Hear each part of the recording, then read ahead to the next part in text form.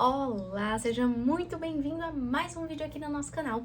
Estamos dando continuidade ao nosso Clube do Livro com o livro Inovações em Terapia Cognitivo-Comportamental. Vem comigo, Psi, que a gente vai agora para o capítulo de número 5, que diz respeito à reestruturação cognitiva de crenças centrais.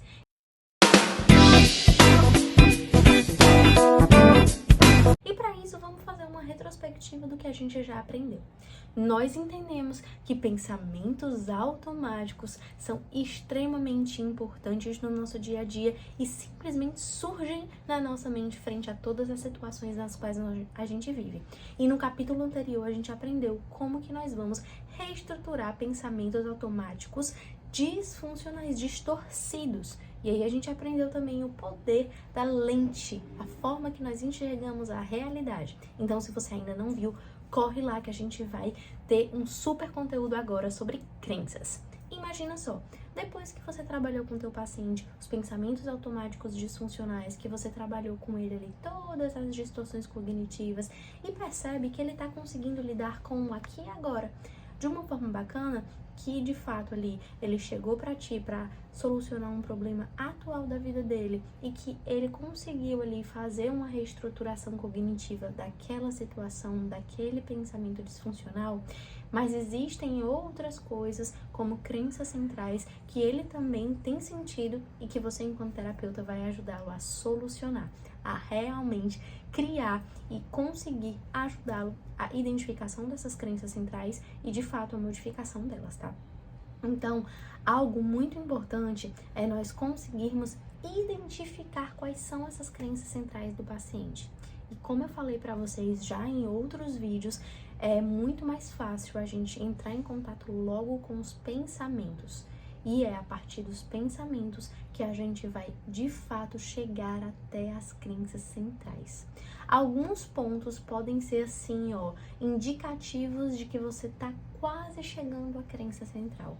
Quando você percebe, por exemplo, que um assunto ali trabalhado em terapia mexeu demais com aquele paciente, que ele se emocionou muito, que ele chorou ou que ele evitou entrar em contato, normalmente é um indicativo de que pode estar ali perto de chegar à crença central daquele paciente. E uma estratégia também que pode te ajudar muito a identificação das crenças é a chamada seta descendente. O que é que significa a seta descendente? Lembra que a gente falou ali no outro capítulo que para a gente identificar ali um pensamento automático, a gente pergunta às vezes para o paciente, né? O que veio na tua mente quando você viveu essa situação? Ou então, quais as imagens que vieram na tua mente quando você viveu essa situação? Na seta descendente, o grande fato é que a gente vai utilizar dos pensamentos, sim, porém com um plus. A gente vai perguntar, por exemplo, o paciente traz uma situação na qual ele viveu, um pensamento ali que ele teve, e aí você vai chegar e perguntar para ele, puxa, e o que isso significou para ti? Como que foi para você ter vivenciado isso, ter sentido, ter pensado dessa forma? Ele vai dizer. E você vai perguntar de novo, puxa, e isso? O que significou para você? A pergunta-chave é, o que significou para você? E aí você vai perguntar tantas vezes o que significou isso, e aí depois o que significou isso, o que significou isso, até você chegar na crença central. Seja ela de desamor, desamparo, desvalor ou outra crença que esteja ali naquele momento atingindo o paciente. E a partir disso, você vai trabalhar com a crença dele. E aí, nesse intuito, você, para saber o momento de fazer isso, como eu falei para vocês, alguns indicativos, como a emoção, podem te ajudar a identificar que é o momento, mas a formulação de caso é o principal. Porque, por exemplo, imagina se é a primeira sessão, a segunda sessão do seu paciente. Se de fato você fizer isso com ele, a tendência é que ele não volte para a segunda sessão. Por quê?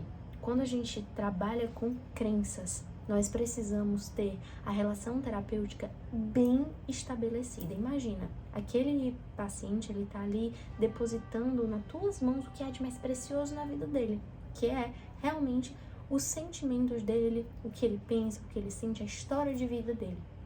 Então, se você for logo na primeira sessão, na segunda, trazer uma intervenção desse nível, pode ser que assuste muito o paciente e que ele se sinta ali, tipo, puxa, nossa, isso é muito pesado pra mim, e a gente já tá trabalhando sobre esse ponto, então não é indicado que você faça essas intervenções logo no começo da terapia. E aí eu queria que você, por favor, visse os outros vídeos, porque em vídeos anteriores eu expliquei pra vocês uma metáfora da árvore. E vai ser muito interessante saber dessa metáfora para entender o que eu tô te falando agora.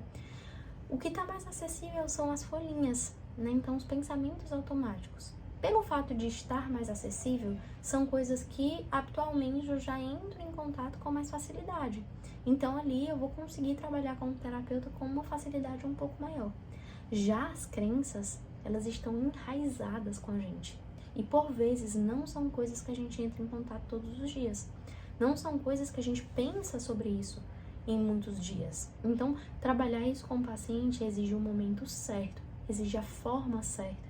Exige que o terapeuta esteja conectado com aquele paciente e saiba como colocar em prática tudo isso. Então, nesse capítulo, a gente vai entender um pouco mais sobre a reestruturação de crenças com o teu paciente. Então, gente, imagina que teu paciente ele já chega, ele consegue identificar que a crença dele é, puxa, eu sou um fracasso. Ou então, eu sou incompetente. Ele consegue perceber que essa é a crença dele. Ele precisa, além de perceber, também analisar pontos do que seria importante ou do que ele enxerga como concreto na crença nova, o que ele acredita de uma crença nova em relação a isso. Porque imagina, por exemplo, que existe uma pessoa que tá ali tentando vários empregos e ela entra em um emprego, é demitida, entra em outro emprego, é demitida, vai para outro, demitida de novo. Então ela segue ali com várias tentativas de emprego mal sucedidas. É difícil que ela consiga compreender e ela consiga assumir uma postura de uma crença de, nossa, eu sou uma pessoa de sucesso. Talvez ela não consiga enxergar dessa forma, mas a gente vai ajudá-lo a também ter uma noção de, puxa, eu sou capaz sim. Eu não sou um fracasso. O fato de eu ter sido demitida algumas vezes não significa que eu sou um fracasso. Não significa isso. Eu sou capaz, eu sou competente, eu sou habilidoso. E estabelecer novas crenças também para aquele paciente, frente à situação na qual ele tem vivido. Então, tudo isso precisa também ser levado em consideração.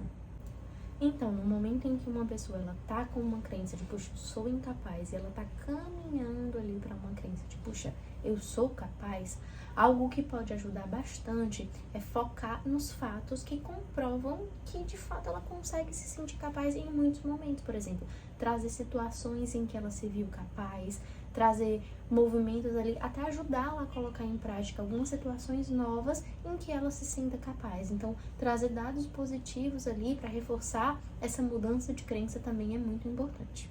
Normalmente, quando nós estamos falando de crenças centrais, a gente entra muito num conceito de tudo ou nada. Eu sou totalmente incapaz. Qual é o contrário disso? Eu sou capaz. Então, a gente entra muito nesse aspecto de tudo ou nada e que às vezes as pessoas acreditam 100% que elas são incapazes e 0% que elas não são capazes de fazer determinada coisa. Então, a gente vai falar de um contínuo cognitivo, no qual o terapeuta ele vai ajudar o paciente a fazer uma linha horizontal entre o tudo ou nada, o capaz e o incapaz, e estabelecer um equilíbrio melhor em relação a isso. Ela começa a colocar em prática esses aspectos, as evidências começam a surgir de que ela é capaz e ela vai dizendo, opa, talvez eu não seja tão incapaz enquanto eu achei. Olha aqui, eu já tô começando a fazer coisas que são bem importantes na minha vida. Então, esse contínuo cognitivo é muito importante e ter ali um documento fixo, algo ali bem concreto, ajuda o paciente a visualizar. Aí ele ter ali, de, puxa, não fica naquele campo das ideias, mas fica algo concreto. Então, por isso que essas atividades da TCC também ajudam bastante. Outro ponto que também pode ajudar muito ao teu paciente é a utilização de roleplay, né? De efetivamente vivenciar uma situação que já foi traumática para aquele paciente. Imagina só que ele foi fazer uma apresentação de trabalho enquanto ele era criança e ele foi humilhado pela turma.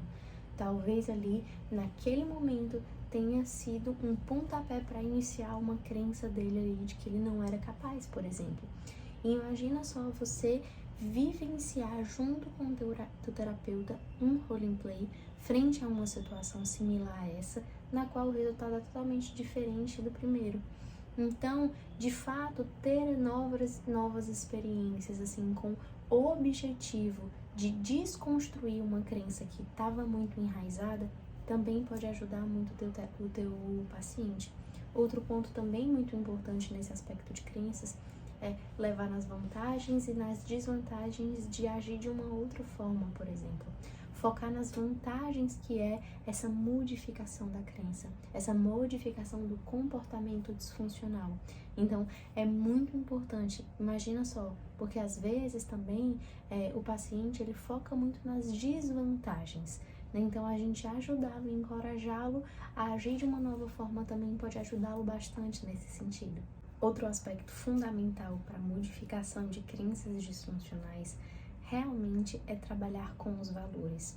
Porque quando a gente pensa em valores, a gente pensa em uma vida que vale a pena ser vivida. No momento em que nós estamos agindo de acordo com os nossos valores, de acordo com os nossos propósitos, na construção da vida que a gente quer desfrutar, a gente consegue perceber, por exemplo, puxa, minha crença de hoje ela tá completamente incongruente com a vida que eu desejo desfrutar.